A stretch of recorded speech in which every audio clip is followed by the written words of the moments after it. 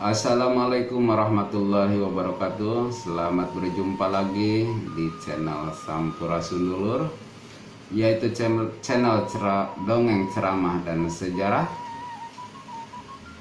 Dalam video kali ini saya akan membawakan cerita dari daerah Nusa Tenggara Barat, yaitu Raden Cupak dan Raden Gurantang. Sedikit cuplikan dari ringkasan dari cerita Raden Cupak dan Raden Gurantang akan saya bacakan. Cerita ini berasal dari Pulau Lombok. Alkisah, terdapatlah dua kakak beradik yang bernama Raden Cupak dan Raden Gurantang. Meskipun keduanya adalah kakak beradik, tetapi mereka memiliki watak yang sangat berbeda. Raden Cupak sering memperdaya dan mencelakai adiknya, Raden Gurantang. Atas tipu daya Raden Cupak, Raden Gurantang terpaksa hidup merana di gua, serta dituduh sebagai makhluk gentayangan yang jahat. Untunglah akhirnya Putri Sri Ayu Bulan menemukan cara untuk menyelamatkan Raden Gurantang, sekaligus menghukum Raden Cupak yang licik. Nah, itulah ringkasan dari cerita Raden Cupak dan Raden Gurantang. Mari kita saksikan episode-episodenya.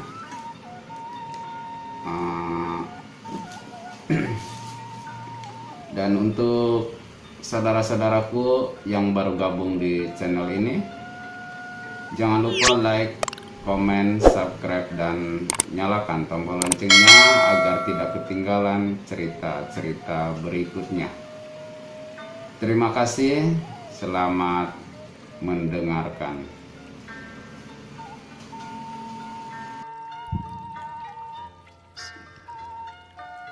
Saudara-saudaraku, di mana saja berada yang saya cintai, mari kita lanjutkan lagi cerita bersambung di bagian yang ketiga, yaitu cerita Raden Cupak dan Raden Gurantang. Saudara-saudaraku sekalian, di suatu kebun dekat hutan ada sepasang suami istri yang hidup bercocok tanam bernama Inang Bangkol dan Amang Bangkol. Sudah lama mereka berkeluarga, tetapi belum dikaruniai seorang anak pun. Mereka sangat mendambakan anak. Pada suatu hari ketika pulang dari kebun, Inang Bangkol melihat seorang anak laki-laki. Anak itu duduk di batang kayu sambil membawakan sebuah gending. Suaranya merdu. Inang Bangkol tertarik.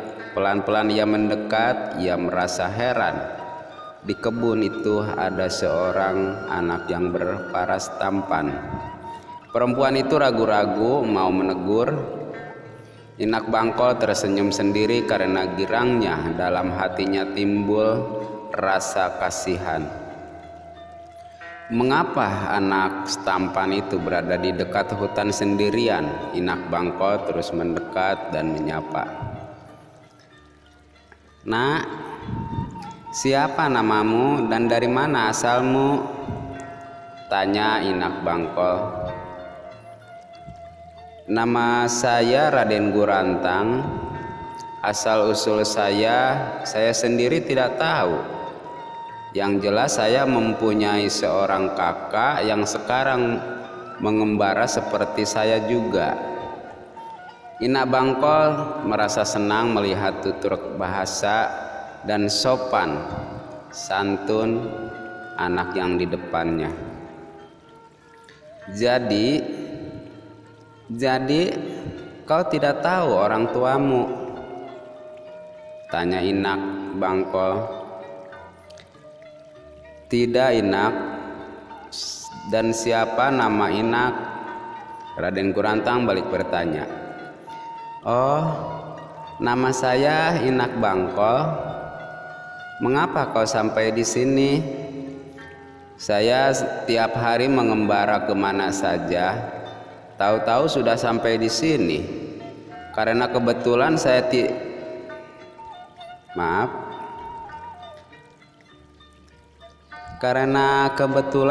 tidak mempunyai seorang anak pun. Maukah kau ikut dengan saya ke rumah dan tinggal bersama?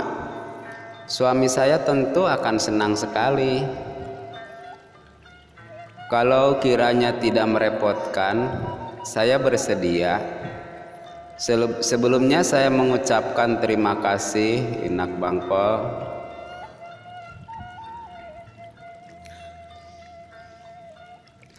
Inak Bangkol gembira sekali perempuan tua itu pulang membawa anak pungutnya. Anak pengembara itu dituntun dengan penuh kasih sayang. Selama dalam perjalanan, Inak Bangkol memperhatikan anaknya dari ujung rambut sampai ke ujung kaki. Rasanya ingin cepat-cepat sampai di rumah. Di rumah, suaminya sudah pulang lebih dahulu. Ketika istrinya datang, ia berdiri di pintu. Di dekatnya kelihatan setumpuk hasil palawija dari kebunnya. Nak, itu siapa? Tanya suaminya ketika istrinya berada di dekatnya. Ini bakal anak kita, Mak. Aku mendapatkan anak ini di bawah pohon besar dekat kali. Tampan ya? Tampan ya, Mak?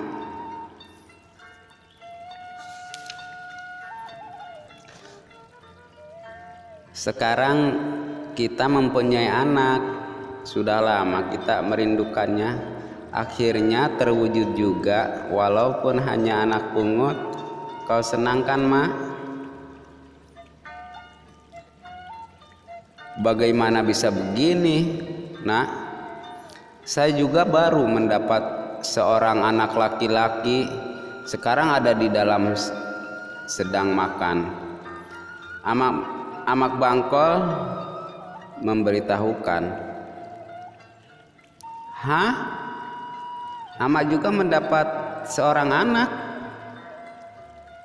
Untung kalau begitu, hari ini kita mendapat 2 orang anak.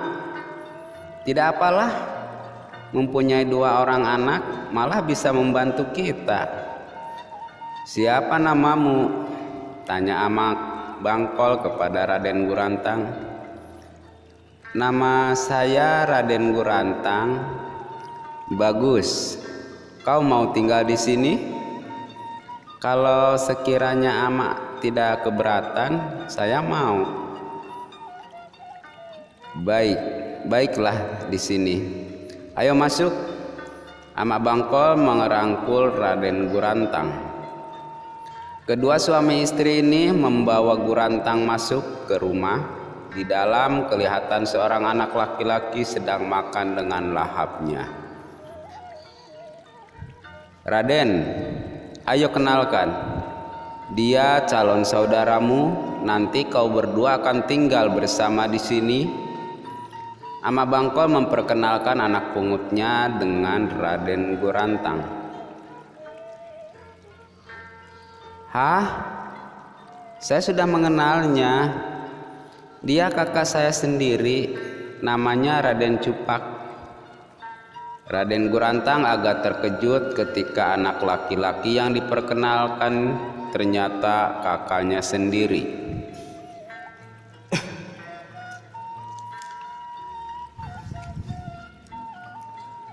Loh, kok Dik? Kenapa sampai kemari? Tanya Raden Cupak terkejut juga. Kapan datangnya? Mari makan. Tetapi nasinya sudah habis. Amak Bangkol dan istrinya tidak mengira sama sekali kedua anak pungutnya ternyata kakak beradik. Suami istri itu saling berpandangan. Selain itu, keduanya heran pula melihat nasi satu bakul penuh disikat habis oleh Raden Cupak sendiri. Karena kalian ternyata kakak beradik, kebetulan sekali tinggallah di sini seperti di rumah sendiri. Anggap saja aku bersama Inak Bangkol orang tuamu. Iya, Mak, Raden Gurantang menyahut. Hari berganti hari, tidak terasa Raden Gurantang dan kakaknya sudah cukup lama tinggal di rumah orang tua angkatnya. Mereka hidup rukun seperti orang tua dan anak-anak kandung. Amak Bangkol dan Inak Bangkol merasa senang mempunyai dua orang anak laki-laki yang sudah dewasa. Mereka dibantu oleh anak-anaknya. Banyak pekerjaan berat yang dikerjakan oleh kedua anaknya. Misalnya, sejak kehadiran Raden Cupak dan adiknya, jarang sekali kedua orang tua itu mencari kayu di hutan-hutan. Cukup anak-anak yang melaksanakan. Sebaliknya, kakak beradik pengembara itu pun tampak sehat dan segar. Ketika mereka mengembara makan sulit dan tidak menentu. Tetapi setelah tinggal di rumah orang tua angkatnya, makanan selalu ada. Boleh dikatakan tidak pernah kelaparan. Pantaslah kalau kakak beradik itu makin gemuk dan bersih kulitnya.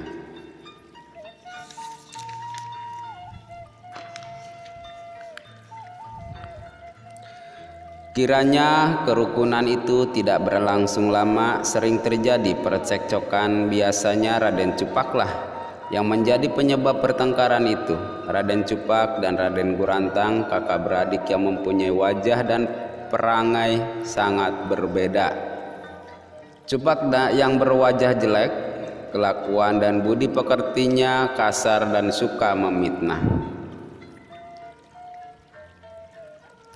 Selain malas bekerja, ia kuat sekali makan. Tidak seperti Raden Gurantang, rupanya tampan, kelakuannya dan perangainya baik, rajin bekerja dan ramah terhadap siapa saja, suka menolong sesama serta berhati sabar.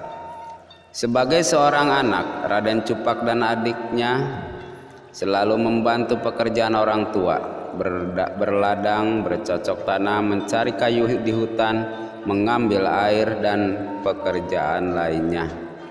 Pada suatu hari, ketika kakak beradik ini mencari kayu di hutan, karena lelah mereka beristirahat. Ketika itu matahari pun sudah mulai condong ke barat, perut mereka sudah mulai terasa lapar.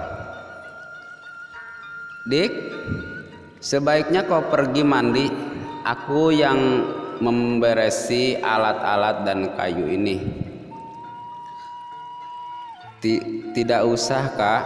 Biarlah kakak saja yang mandi sana. Saya yang mengumpulkan barang-barang ini.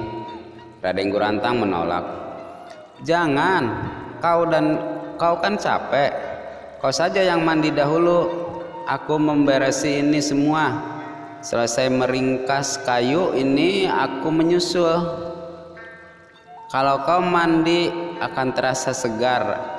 Raden Cupak tetap memaksa adiknya membersihkan badan. Baiklah, kalau begitu saya mandi ya, Kak. Silahkan. Tanpa menaruh curiga sedikit pun, Gurantang mandi di kali. Airnya jernih sekali, ikan-ikan yang berlarian di dalam air tampak nyata. Begitu pula batu-batu dan tumbuhan air kelihatan jelas. Semuanya merupakan pemandangan yang menarik sekali. Raden Gurantang tidak segan-segan minum air kali karena sejuk dan segarnya. Sampai beberapa kali ia meneguknya. Sambil mandi ia berenang ke sana kemari.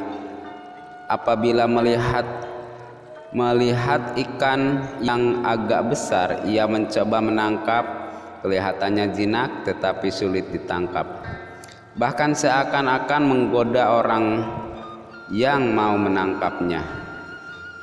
Di lain tempat, Raden Cupak diam-diam mengotori badannya sendiri, kemudian pulang membawa kayu bakar tanpa memberitahukan adiknya yang tengah asik mandi, dengan maksud agar orang tuanya kasihan kepadanya. Orang tuanya tentu percaya kalau ia baru saja bekerja keras. Akal liciknya berhasil. Sampai di rumah ayahnya kasihan melihatnya. Ia disambut dengan penuh kasihan. "Cupak, mana adikmu?" Ama Bangkol bertanya demi melihat Raden Cupak menurunkan barang-barang sendirian. "Ia masih mandi dan bermain-main di sungai, Mak." "Bermain-main?" "Iya, Mak, dia kan senangnya bermain-main saja," sambil berkata pura-pura mengangkuti kayu-kayu.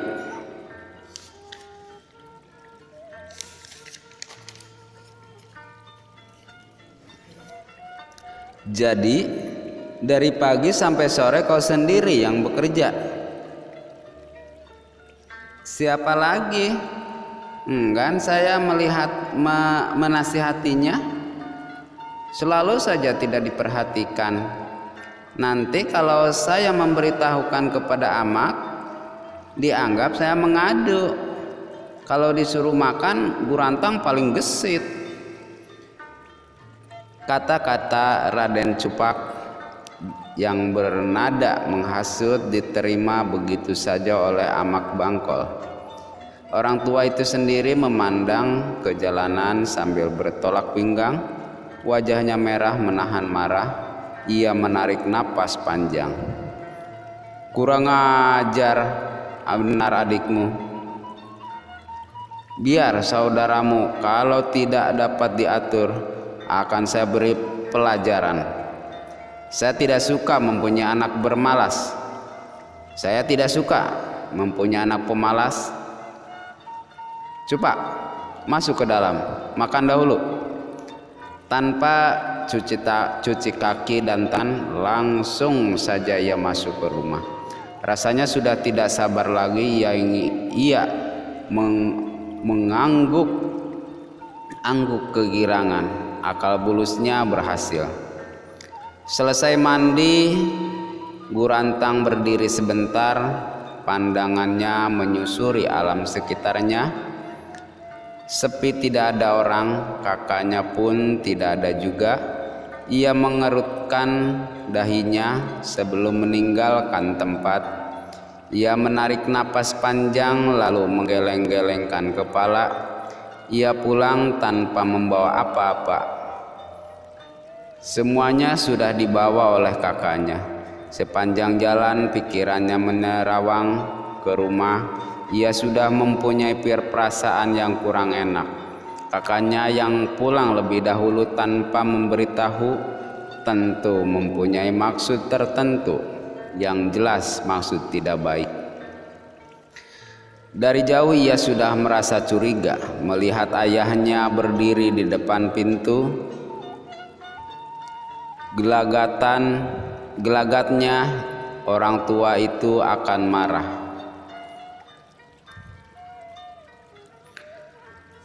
Ia sudah tidak kaget lagi kalau ayahnya selalu menerima laporan Cupak secara sepihak.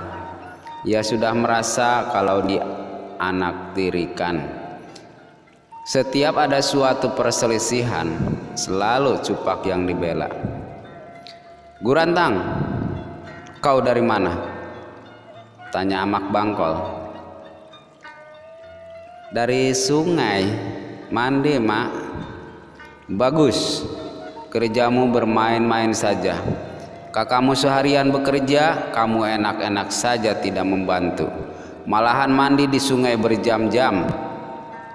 "Siapa yang bermain-main, Mak?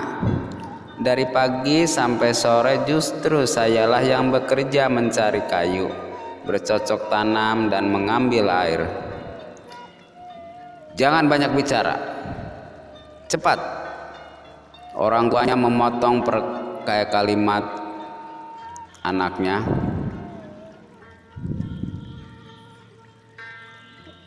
Bersamaan mulut membentak, tangannya memukul.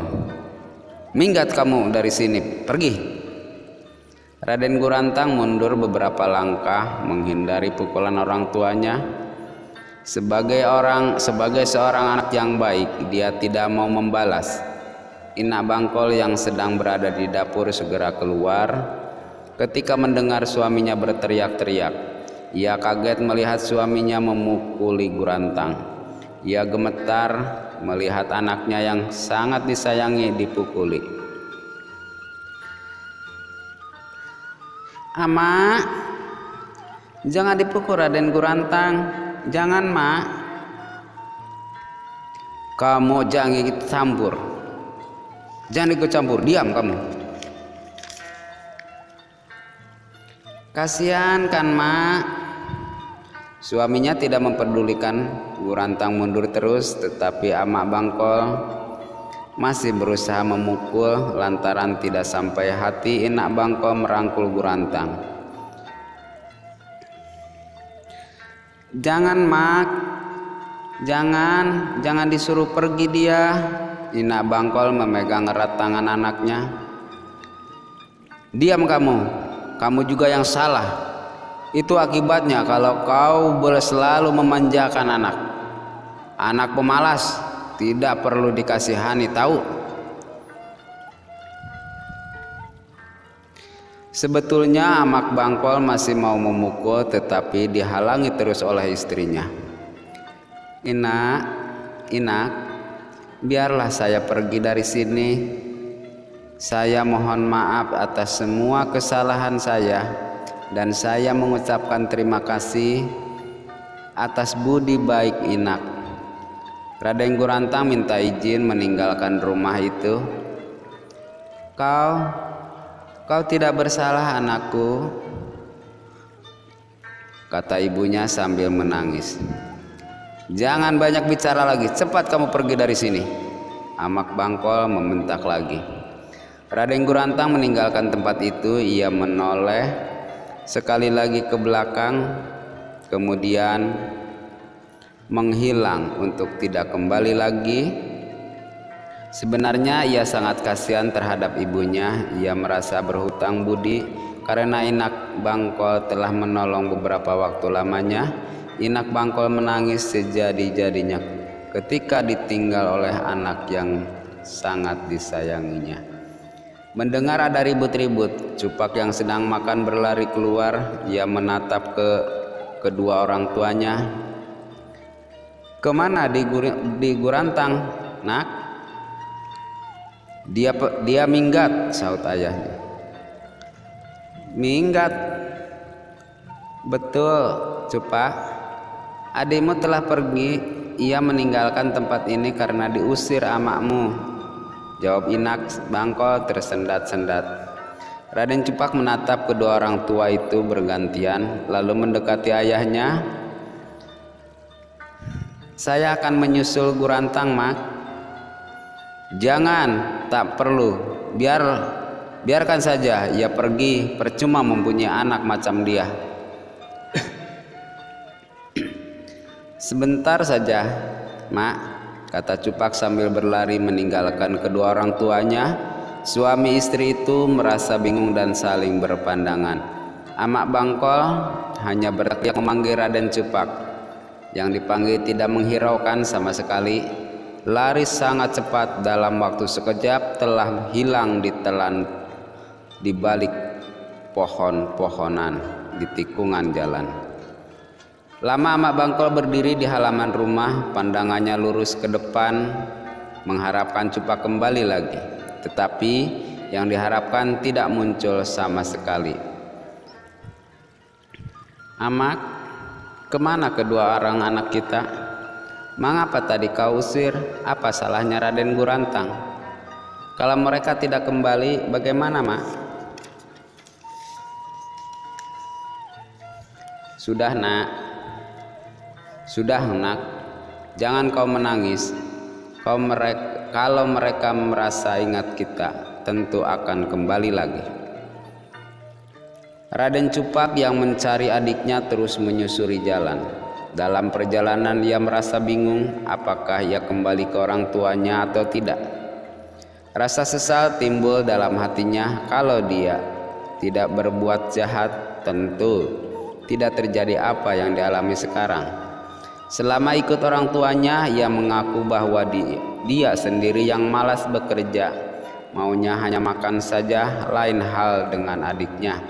Adiknya rajin bekerja dan mempunyai sopan santun. Raden Cupak tidak mau kembali karena pekerjaannya pasti lebih berat. Biasanya pekerjaan itu dikerjakan oleh adiknya. Lama juga kedua kakak beradik itu berpisah. Beberapa kampung telah dilewati, tetapi mereka tidak bertemu.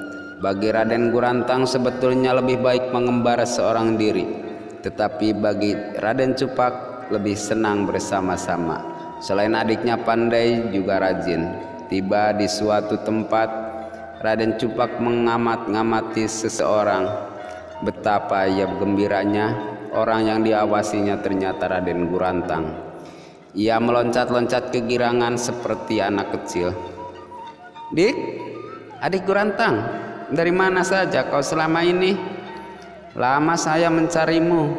Nada suaranya begitu gembira. "Untuk apa kau mencari saya?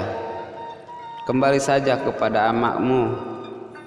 Jangan dekati saya sebab saya suka makan banyak. Saya orang yang malas bekerja." Waktu berkata ia sama sekali tidak menghiraukan saudaranya. "Jangan begitu, Dik. Saya yang malas bekerja, bukan kau. Saya ikut kau ya, Dik. Saya rindu sekali padamu. Lebih baik kita berpisah, mencari makan sendiri-sendiri." Dengan tegas Gurantang menolak. Ia terus saja berjalan, tetapi kakaknya mengejar dan menghadang. "Jangan tinggalkan saya, Dik.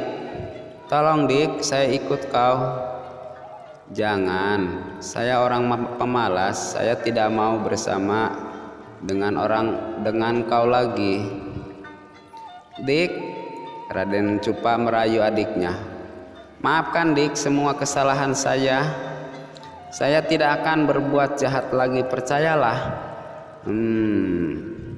Ya, apa boleh buat. Baik kalau begitu, kali ini saya terima. Tetapi kau harus berjanji kau tidak mengganggu serta menyakiti orang lain." "Saya akan mengikuti nasihatmu." "Benar, kau mau berjanji tidak akan berbuat jahat terhadap orang lain?" "Ya, saya berjanji sungguh." Raden Cupak memegang tangan adiknya. "Kalau kau mengingkari." Kembali keduanya mengembara bersama. Untuk sementara Raden Cupak menanti nasihat adiknya. Biasanya ia tidak dapat menahan lapar, tetapi kali ini dikuat-kuatkannya. Matahari persis di atas kepala, panasnya menyengat. Sampai di bawah pohon besar mereka berhenti.